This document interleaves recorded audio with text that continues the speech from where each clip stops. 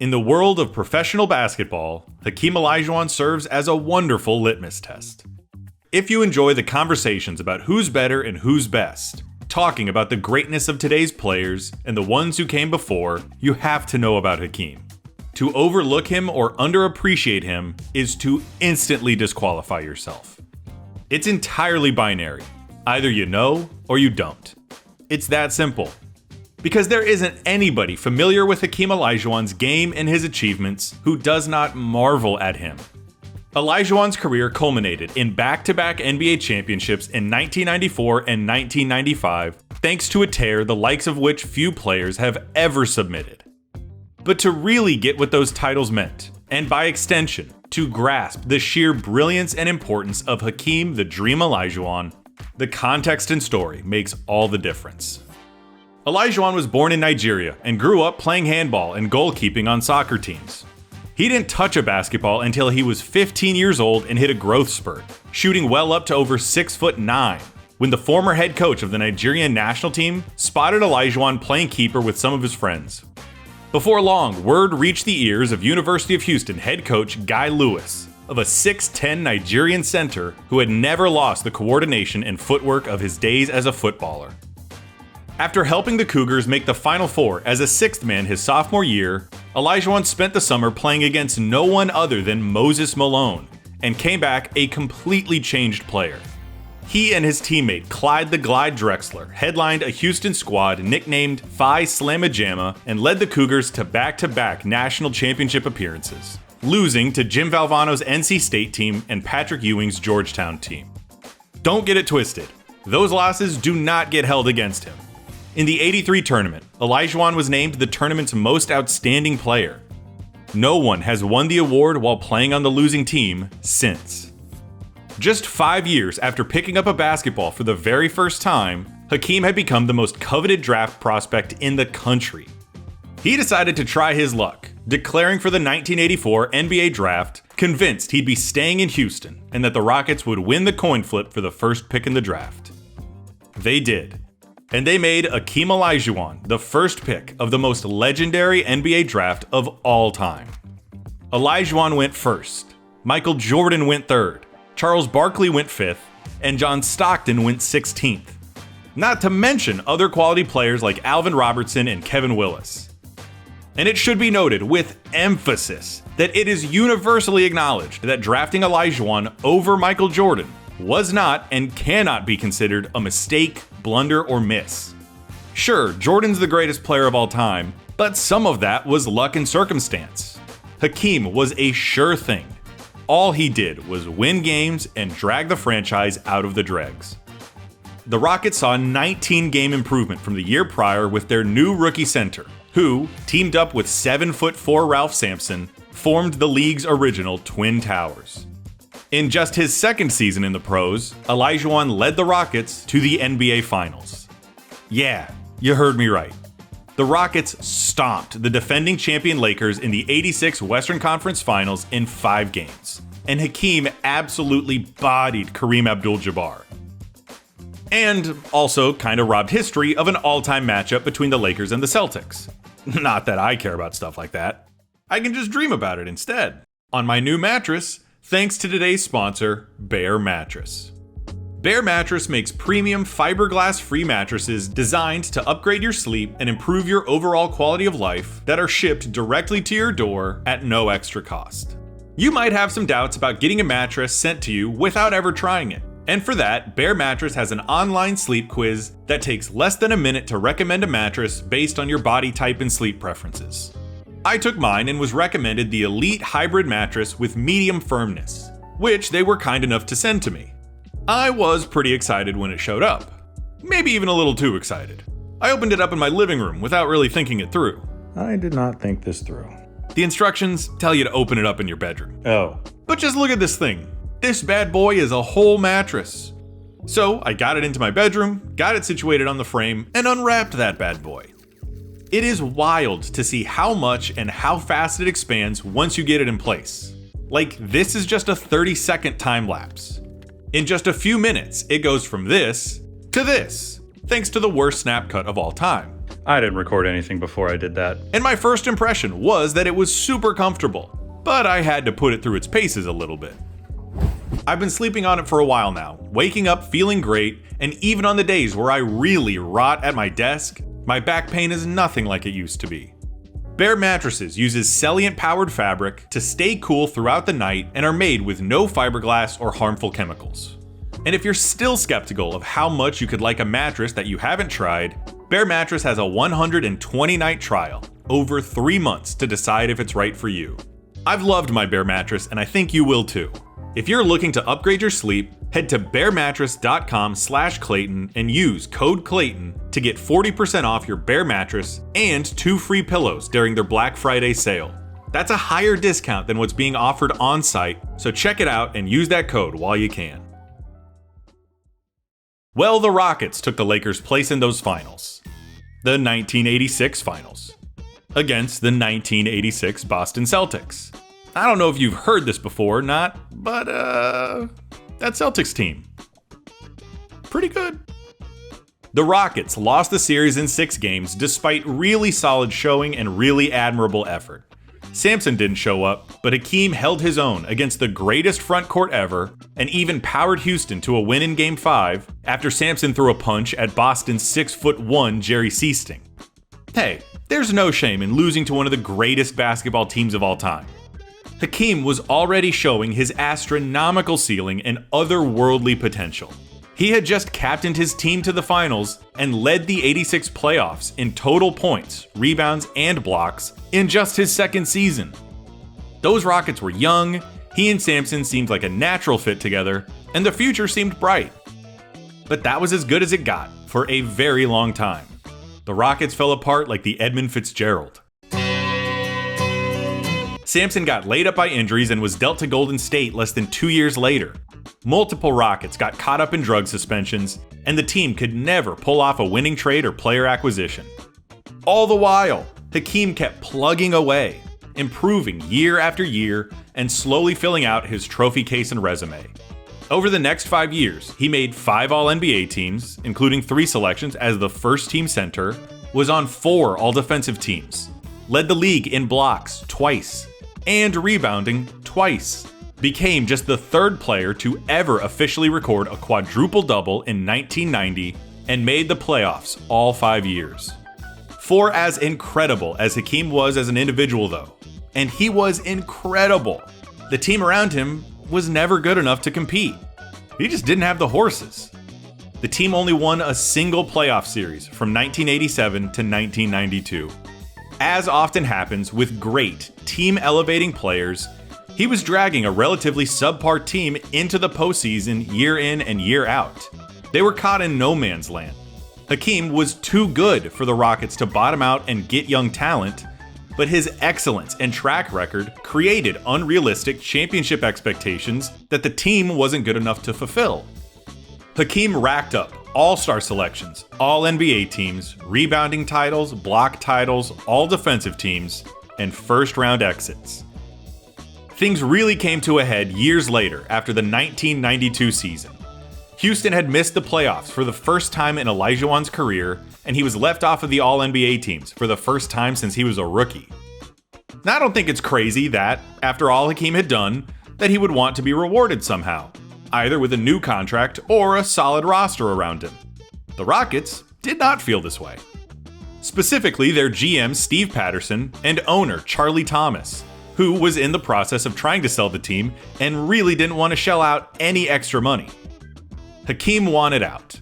To describe what he did as burning bridges does not do it justice. It was more like Sherman's March to the Sea, with napalm. Here's a couple quotes to give you an idea of the atmosphere. Here's one directed at Patterson. "I don't have any respect for him as a GM because he doesn't know what he's doing." And here's one for Charlie. "Charlie doesn't know what he's doing as far as trying to put together the kind of team that will produce a championship in Houston." Oh, here's a classic. "I don't have any respect for this organization." And the piece de resistance, the sign that Hakeem had truly given up the hope of ever bringing the Rockets a title. "I used to dream about that. I know whichever Houston team is the first to bring a championship to the city is going to be loved so much.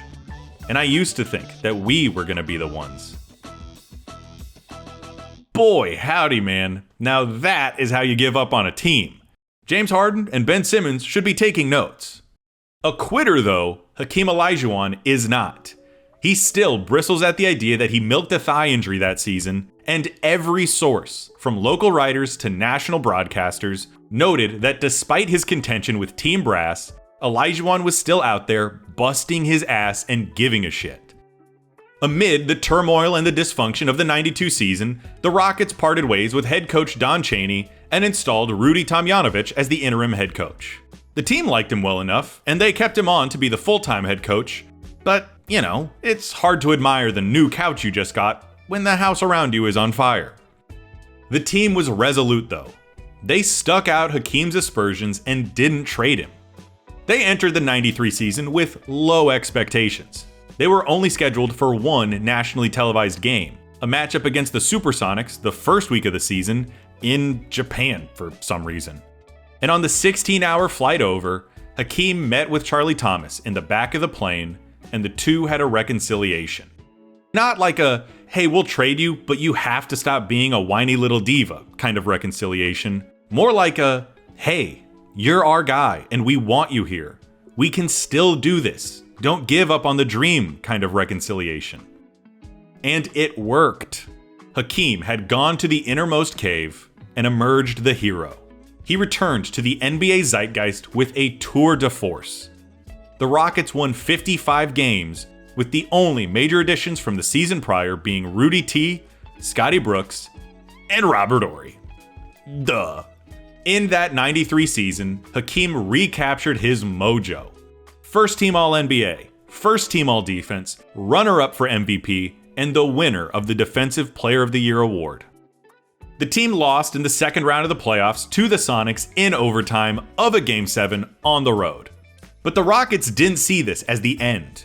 They were close to something, and they knew it. The next season, the Houston Rockets won 58 games with essentially the same team.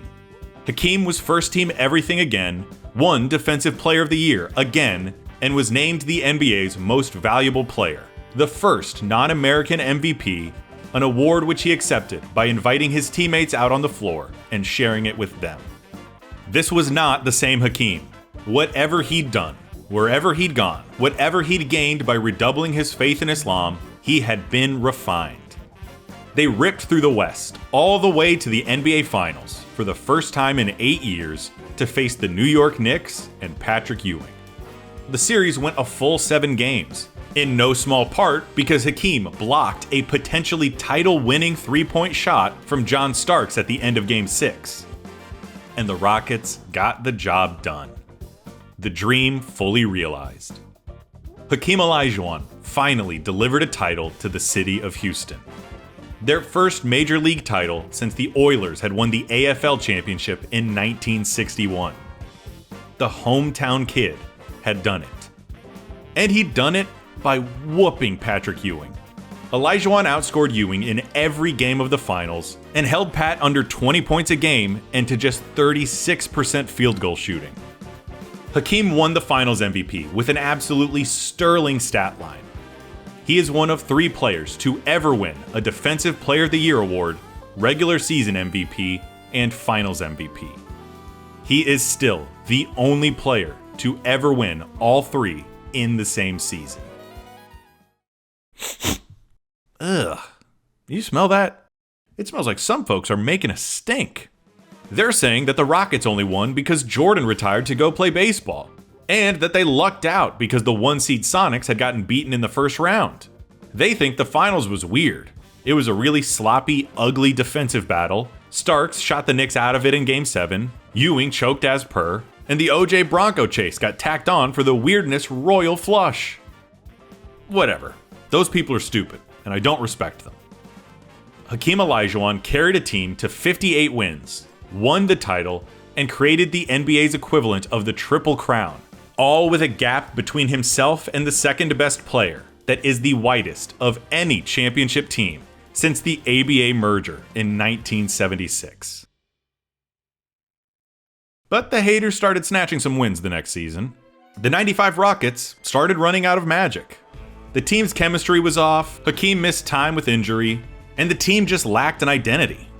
They traded for a slightly over-the-hill Clyde Drexler, trying to rekindle the glory days of Phi Slamma Jamma, which didn't exactly happen.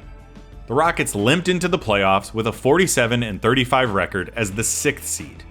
Not what you'd hope for out of the defending champions. Before I get on my high horse and start using all my descriptors and superlatives and adjectives, here are the facts of that postseason. Those Rockets went on to beat the 3-seeded Jazz, the 2-seeded Suns, the 1-seed Spurs, and the 1-seed Magic to win the NBA championship and become the 5th franchise to ever repeat as champions. Those 4 teams were the teams with the 4 best records in the league. The 1995 Houston Rockets are still the lowest seed to ever win the championship. Now, if you'll excuse me, I have a horse to get up on. Hakeem Olajuwon's 1995 playoff run might be the most impressive one-man army run in NBA postseason history. They were down 2-1 against the Jazz in the first round, down 3-1 versus the Suns in the second, and the Spurs came back from an 0-2 deficit to tie the series. The Rockets won a championship without ever having home court advantage in a series. On an average night, the Dream was giving you 33 points, 10 rebounds, 4.5 assists, 1.2 steals, and 3 blocks on 53% shooting. I mean, holy shit, right? And again, all against the best teams in the NBA. It was an ass-kicking tour of interdimensional proportions. Over a 15-month span, Hakeem went up against and beat Charles Barkley, Karl Malone, Patrick Ewing, Charles Barkley, Karl Malone, David Robinson, and Shaquille O'Neal. Essentially every consequential big man of note. And at no point was it conceivable to argue that he did not roundly outplay his competition or merit the majority of credit for his team's victories. Hakeem got the better of all of them. But no one was victimized as thoroughly as the Admiral. David Robinson had led the Spurs to 62 wins in the 95 regular season and was rewarded the MVP for his admittedly outstanding season. Unfortunately, the league or the team or whoever waited until the conference finals against the Rockets to present him with the trophy in front of Olajuwon. The whomping that ensued has been immortalized on the internet in a clip just called Olajuwon Dominates Robinson. It's almost tragic. That Spurs team was really resilient. They fought back from the 0-2 hole like I mentioned, and Robinson was a worthy MVP. But Hakeem was just on another level. For the series, 35, 12.5, 5, 1, and 4 blocks. 56% shooting. He topped 40 points 3 times in the series. He picked the league MVP apart like a kid with tweezers to a bug. Oh, and then he went on and swept the Magic in the finals, remember? Adding another finals MVP to his name after sunning Shaq, outscoring him in every game. In the age of giants, Hakeem Olajuwon was the king. The best of them, by head and shoulders. Over the next few years, the Rockets started trying to piecemeal super teams together with Barkley and then Scottie Pippen, but never to the same effect. I mean, what did they expect? They traded away Robert Horry and started wearing these ugly-ass uniforms. Hakeem started winding down at the end of the decade, retiring after the 0-2 season, having played 18 years in the NBA. 17 of those were spent with Houston, all but a final season in Toronto that we're gonna ignore. Like all great players, the championship, or ships, validate all the things that the player was and did. The ring is the great illuminator, the almighty gravitator. It casts everything into a different light and bestows them with a different weight. And let me tell you, Hakeem Olajuwon's deeds are very bright and weigh very much. Statistically, he's as impressive as any center outside of Wilt. I literally can't get to all of it, Like, if you're still bored at work after this video, just poke around on Hakeem's basketball reference page for like 40 minutes. It's nuts. Like I mentioned, he recorded an official quadruple-double, something only 3 other players have ever done. He ranks 15th all-time in points, 15th all-time in rebounds, is the NBA's all-time leader in blocked shots, and 11th in all-time career steals. 11th! As a center! He had more career steals than Kobe. He has nearly 6,000 total stocks. Kareem is second with 4,300. Hakeem made All-NBA teams 14 years apart in 1986 and 1999, at the ages of 23 and 36, respectively. And by the way, the Rockets would have beaten the Bulls in the finals. I know that that's a hot button issue with these titles, but it's true. The fact that Houston won them while Jordan was playing and returning from his baseball tenure is, as far as I'm concerned, pure serendipity. The Bulls would have been gassed after a 4th straight finals in '94 and had a weakness at center in '95. People always say that Hakeem should be thankful that Jordan retired, but I think Jordan should be thankful that fate worked out the way that it did. If the Bulls had faced those Rockets while Hakeem was at that level, that 6-0 finals record goes bye-bye. That's the level Hakeem Olajuwon was on. There is no better two-way center in modern NBA history. His versatility would have made duct tape jealous. His scoring ability was like someone who hates Louis Sacker. No holes. He's immortalized for his mastery of the low post, but he could easily face up and free himself for mid-range jumpers or drives to the basket, courtesy of his prodigious agility. And of course, he had the most famous arsenal of post moves that a center has ever had. A bag so deep it could only have existed in a Harry Potter book. Spin moves, fakes, up and unders, hook shots, jumpers, fadeaways, and the iconic Dream Shake Shimmy. All fluidly feeding one into the other. An amorphous dance of artistic quality that must have felt to defenders like showing up naked to the prom. It was chess to Olajuwon, and he was a grandmaster. Yes, he was explosive and powerful, a wicked athlete, but his game doesn't really evoke those kinds of harsh, intense thoughts. It really was a work of art. He was fluid, graceful, totally under control, and possessing an uncanny poise. A guy like Shaq is always described like a freight train or a truck. One of his nicknames is literally the Diesel. Hakeem was a ballerina with like knives for hands. Defensively, he had no equal. He reacted faster than anyone and covered more ground than anyone. You could make the case that he is the best defender ever.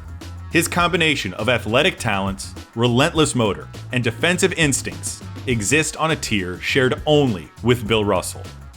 Just look at this guy.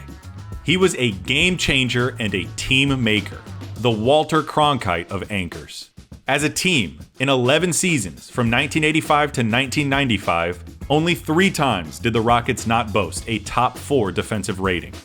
As an individual, he made 9 all-defensive teams in his career, including 5 firsts, which should be even more impressive when you remember that those teams are positional. There's only 1 spot for centers per team. Not to mention his wild stats. He's the undisputed king of the 2 traditional defensive metrics of blocks and steals, practically lapping the field. He's 4th all-time in defensive win shares and 8th all-time in defensive box plus minus. During his career as an individual defender, he owned a top 5 defensive rating for 9 straight years. A stretch that included 5 years in a row where he had the number 1 defensive rating in the entire NBA. Oh, and the NBA named the Defensive Player of the Year award in his honor. Sure, he wasn't Bill Walton or Jokic when it came to passing the ball. He could be a little bit of a black hole sometimes, especially early in his career. But that's pretty forgivable, I'd say. Otis Thorpe in '92 was the only All-Star teammate he had from '87 to '95. When they won those back-to-back titles against all those great players and all those great teams, Olajuwon was the only All-Star on the Rockets. With all due respect to Wilt Chamberlain, I consider Hakeem Olajuwon the best all-around center of all time, who brought a two-way impact as a big man that is only inferior to Tim Duncan. And I haven't even talked about how he observed Ramadan and fasted during the NBA season, how he went by Hakeem Olajuwon until 91, or how guys like Dwight, Carmelo, Kobe, and LeBron sought him out for lessons in the post like he was some kind of Shaolin monk. There are just so many parts to his story. The hometown hero, the one-man army, and the disgruntled star who stuck it out and found redemption. His story could fit any of those boxes. Yet, that's not the way he gets talked about. The litmus test isn't just what you say about him. It is how you talk about him. People in the know talk about Hakeem Olajuwon, his talents, achievements, and his person in almost a hushed tone, with a reverence, an awe, and a sense of wonder. He is among the most respected, revered figures the NBA has ever known. He exuded a quality, a majesty, that can only be described as regal, less like an athlete or a jock, and more like a head of state. He resides in the very, very upper echelon of all the great players that the game has ever known. In his day, the world of basketball answered to him. He was a head of state. He was a ruler. He was a king.